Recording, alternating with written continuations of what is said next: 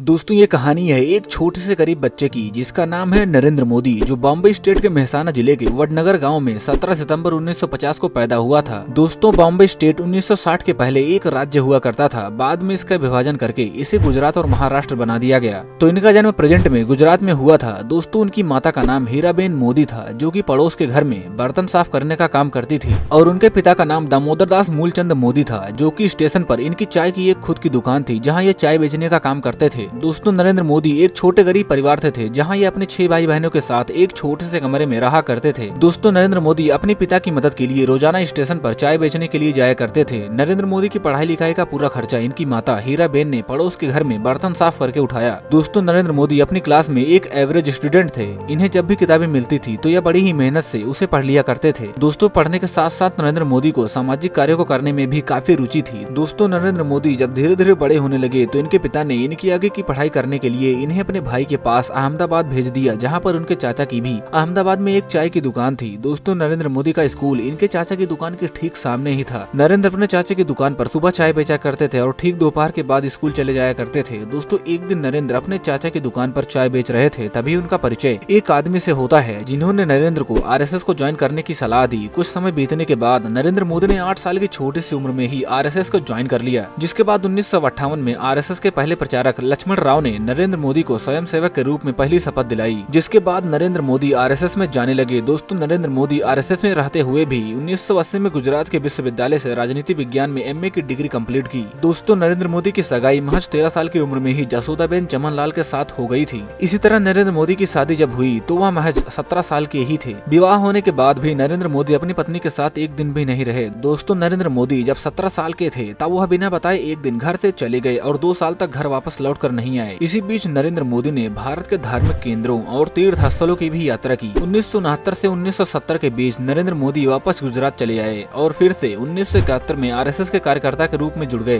दोस्तों उस समय भारत की प्रधानमंत्री इंदिरा गांधी थी, जिन्होंने 1975 में भारत में आपातकाल की घोषणा कर दी थी, जिसमें नरेंद्र मोदी भी उन नेताओं में शामिल थे और उन्हें भी इस दौर से गुजरना पड़ा था। दोस्तों 1971 में नरेंद्र मोदी ने आरएसएस में पूरी तरह से कार्यकर्ता बनने के बाद लगभग 14 साल तक देश भर में आरएसएस के लिए काम किया। नरेंद्र मोदी राजनीति में आने के पहले आरएसएस के प्रचारक भी थे, जिसके बाद इन्होंने 1985 में भाजपा को ज्वाइन कर लिया। भाजपा में कड़ी मेहनत करने की वजह से इन्हें 7 अक्टूबर 2001 में बहुमत से गुजरात का मुख्यमंत्री बना दिया गया। दोस्तों भाजपा में लगातार अच्छे कार्य करने की वजह से और इनके अच्छे टैलेंट की वजह से ये गुजरात में 4 बार मुख्यमंत्री के पद पर बने रहे। इसी बीच नरेंद्र मोदी ने गुजरात को देश के सबसे टॉप राज्य में शामिल कर लिया। दोस्तों 22 मई 2014 तक नरेंद्र मोदी गुजरात के मुख्यमंत्री पद पर बने रहे। नरेंद्र मोदी ने भाजपा में कई पदों पर काम किया, जिसकी वजह से इनका कद धीरे धीरे इतना ऊंचा हो गया कि इनकी जान पहचान बड़े बड़े नेताओं से होने लगी। भाजपा में मुख्यमंत्री के पद पर इसी तरह का कार्य करते देखकर भाजपा के वरिष्ठ नेताओं ने इन्हें प्रधानमंत्री के उम्मीदवार के रूप में चुना, और जिसके बाद नरेंद्र मोदी ने साल 2014 के चुनाव में पहली बार भारत में भारी बहुमत की अपनी सरकार बनाई, जिसके बाद साल 2014 में नरेंद्र मोदी भारत के 14वें प्रधानमंत्री बन गए। दोस्तों नरेंद्र मोदी ने अपनी सूझबूझ और कड़ी मेहनत की वजह से देश में कई तरह के विकास और बदलाव किए हैं, जो आज हम सबके सामने हैं। दोस्तों इसी तरह प्रधानमंत्री की सत्ता को संभालते हुए नरेंद्र मोदी ने साल 2019 के चुनाव में भारी बहुमत से केंद्र में फिर से अपनी सरकार बना ली